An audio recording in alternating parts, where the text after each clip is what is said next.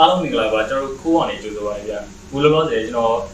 လောက်ပြမှာလေတော့အခု Kingroon KP3S 3 printer ကို unbox လုပ်မယ်ပြီးလို့ရှိရင်ဒီကောင်ကိုဆက်လက်လုပ်မယ်ပြီးရင် print လုပ်ကြရပေါ့ပြီးလို့ရှိရင်ဒီကောင်မှာဘာအားသာချက်တွေရှိတယ်တခြား printer တွေနဲ့ပေါ့ဈေးလုံးဘူးလောလောဆယ်ဘယ်လောက်ရှိရဲpre order ဘယ်လိုမှာလို့ရနိုင်လဲပေါ့အဲ့ဒါကိုကျွန်တော်ရှင်းပြပေးသွားမယ်ဖြစ်ပါတယ်တော့ဘာတွေပါလဲကြည့်လိုက်ရအောင်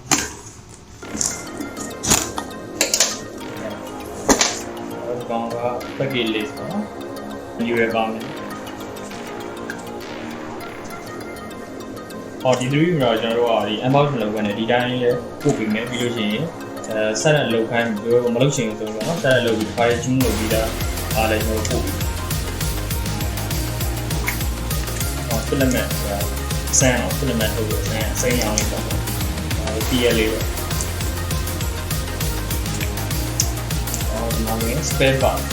ဆိုတာကဘွားကြီးကိုယ်ဆက်လုပ်လို့ရမှာဘွားကြီးတော့temperature ဆိုတာ thermostat ပါမယ်ပြီးရင်ဒီ model ကိုလေးပါပြီးရင် cutter ပါမယ်ဒီတော့ဒီကောင်ကဇက်ရည်မှာပါမယ်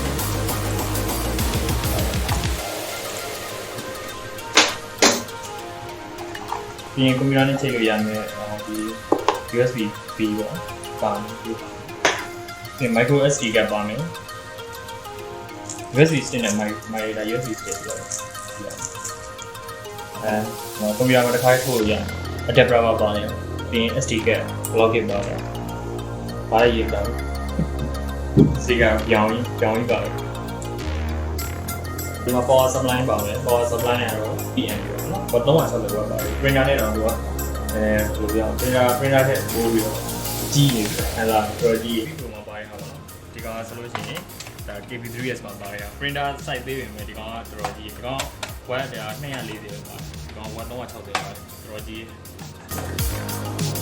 ဒီမှာ power ကျိုးပါမယ်အဲ့တော့ဒီမှာဆိုရင်ဒါ filament ကိုပါမယ်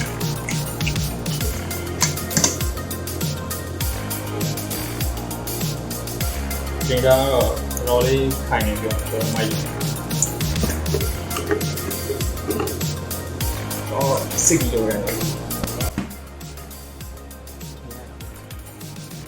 ဆိုတော့ဒီကောင်တက်မယ်ပေါ့နော်3 pin တော့ကျွန်တော်ကြည့်လိုက်မယ်ဆိုလို့ရှိရင်နေရာဝေးပါတယ်မူလေးလည်းအကုန်လုံးတက်ပါတယ်ဖန်နဲ့သေးရတယ်ဘက်သေးရဒါဆိုရင်ဒါ220ပေါ့ဒီကောင်ဆိုရင်ဒါဆို180နည်းတော့တော်ပေးရတော့ခံလာပုံမှန်ထုတ်နေကြဟာတွေကတော့ထုတ်လို့ရပါတယ် magnetic pen နဲ့လာတယ်ပုံမှန်အပြင်ဒီဈေးလောက်နဲ့ magnetic pen မရဘူး magnetic pen ဒီမှာဝင်ရတော့1000ဝယ်လောက်ရှိတယ်ဒီလိုဆိုနော် motor ရလည်းနီမာဆန်ပေးနေပါတယ်စဆင်းမယ်ဆိုတော့ဒီလေးကိုစိုက်လိုက်မယ်ဂရီးနှလုံးဆောက်လိုက်လို့ရှိရင်တော့ကြာပြီပေါ့နော်ခုမှအသုံးပြုမဲ့လက်နဲ့တွေအကုန်လုံးပါပြီးသား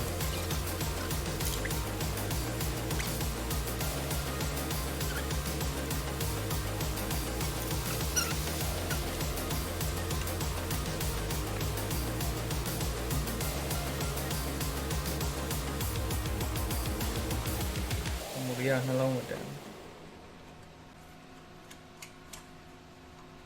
အဓိက main ဆိုတော့တင်းတင်းလေးကြံပါ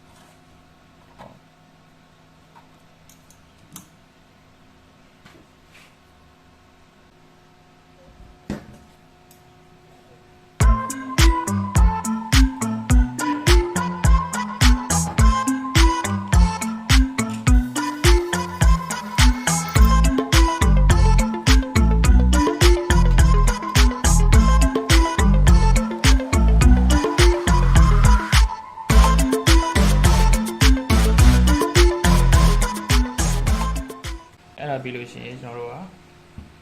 ဒီကောင်လေးတော့လှုပ်နေလာပေါ့ဒီကောင်လှုပ်နေလို့ရှိရင်နည်းနည်းတော့လှုပ်တယ်လှုပ်နေကျွန်တော်ဒီကောင်လေးကိုချက်ပေးအောင်printer တော့ဆင်းလုပ်ပြီးတော့နော်printer size ကတော့ကြည့်လိုက်ရင်ဘာရမရတော့တစ်ဖက်နဲ့မှားလို့ရတယ်ဒါကျွန်တော် N3 Pro ပေါ့နော်ဒါပုံမှန် printer ကျွန်တော်အခုလောလောဆယ် KP3 ရဲ့ printer ကိုတော်တော်လေးပေးရတယ်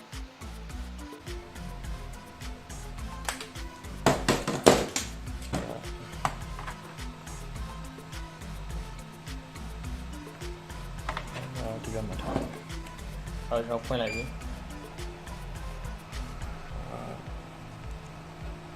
တက်ဆက်ပါလား ဒီကောင်တော့3.5 inch ပေါ့နော်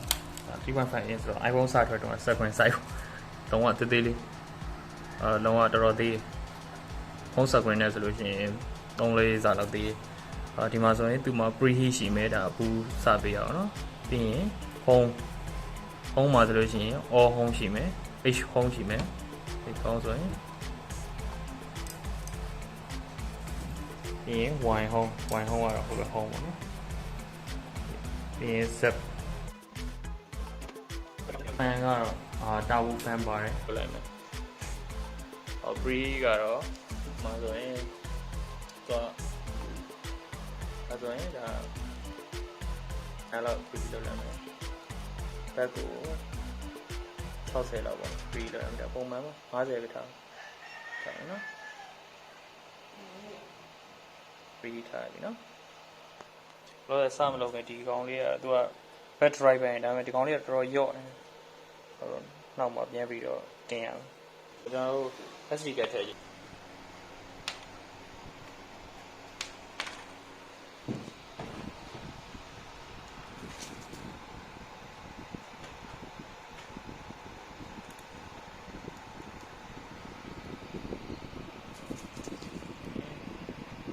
printing ရမှာကြည့်လိုက်မယ်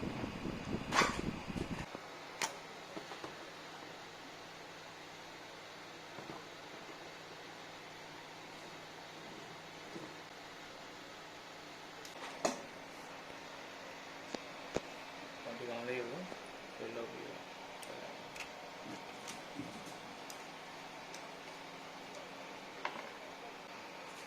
ည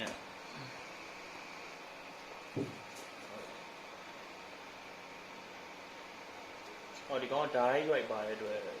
ထည့်ရတာအရင်လိုလေနော်အရင်လိုလေပေါ့နော် sorry ဒီပုံမှန်ဟာဆိုလို့ရှိရင်ဒီမှာ extruder ဒီမှာပါတယ်ပြီးရင်ဒီဘက်ကိုသွားတယ်ဆိုတော့ဒီ pipe ထဲကနေပြီးကောသွားတယ်အဲ့ဒီဟာကျတော့ကြာတယ်ပေါ့နော်လောက်ရတာဟိုထည့်ရတာကြာတယ်ပြီးရင်ဟိုအဲ့ဒါနဲ့ဆိုင်နေဒီ nozzle ပိတ်ထားတော့ဒါမှမဟုတ်ရှင်ဒီ nozzle ပိတ်ထားတော့ဒီကောလဲရတာတွေပေါ့နော်ကောအရေးပြောပြီးလဲရတာတွေဖြစ်တတ်ပါတယ်ဒီကောင်ကတော့ဒီ dry dry နဲ့လုံးဝဆက်ထားတာဆိုတော့တော်မိုက်တယ်အဲ့ဒါပြီးရင်ဒီ ZAC ကိုပေါ့နော်ဒီကောင်ဘက်ကိုထိလားမထိလားဆိုတော့ကျွန်တော်တို့အဲ့ဒါညှိရပါမယ်ညှိရကားကြတော့ကူလောတယ်ထိမနေပါဘူးအရင်ထိမနေဘူးပေါ့နော်အဲ့တော့ဒီလာလေးကိုလှည့်ပေးရအောင်လှည့်ပေးလို့ရှိရင်သူကအောက်ကိုထိသွားလိမ့်မယ်အဲ့ဒီဒီမိုင်းတဲ့လာလေးတော့တယ်တော့ဘယ်လိုလဲကောင်လေးOkay ကွက်ဒီပဲlevel ချိန်မယ်ဆိုလို့ရှိရင်ကျွန်တော်တို့ကဒီမှာ leveling ဆိုတာရှိရ 0.1 အောင်သွားမယ်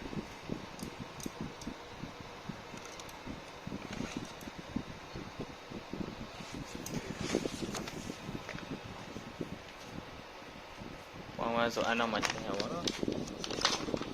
စာရွက်လေးတစ်ရွက်ယူလိုက်မယ်ယူပြီးတော့ချောင်းလာကြက်လာကြည့်မယ်ရတယ်တော့လဲ 0.2 ကိုသွားမယ်ကိုသူ့တိုင်းရွှေ့သွားတယ်သူက 0.2 ကိုသွား 0.2 က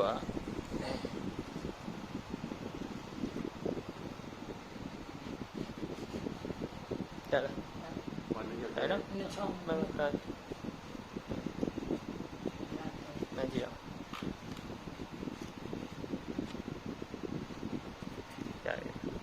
ရပြီး 0.3 ကိုသွား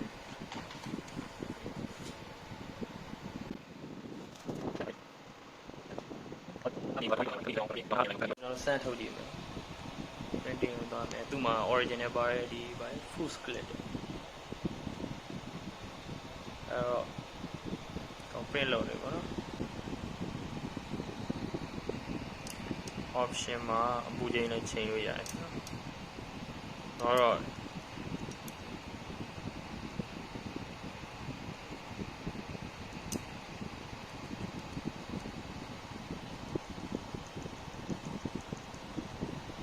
200လောက်နဲ့ချိန်200 200လောက်နဲ့ထုတ်တယ်ဘက် level အကုန်ချင်းပြီးတော့သူထုတ်တဲ့ဟာတော့ဘက်ကတော့ကတ်တယ်မြင်တဲ့အတိုင်းပဲနော်တော်တော်ကောင်းတယ်ဒီအသားကလည်းကျင်ကျင်လေးတော့ချောချောမို့ဆိုတော့စာဖေးကတော့ကျင်ကျင်လေးထွက်လာမယ်ချောချောထွက်ရင်တော့ဒီကောင်မှန်ပြောင်းတက်လာမှာပေါ့နော်လောင်းအောင်နော်ဘာမှကျူးလို့စရာတော့ဒီကဒါကျူးလို့ရင်ပို့ပြီးတော့ကောင်းမှထားတယ်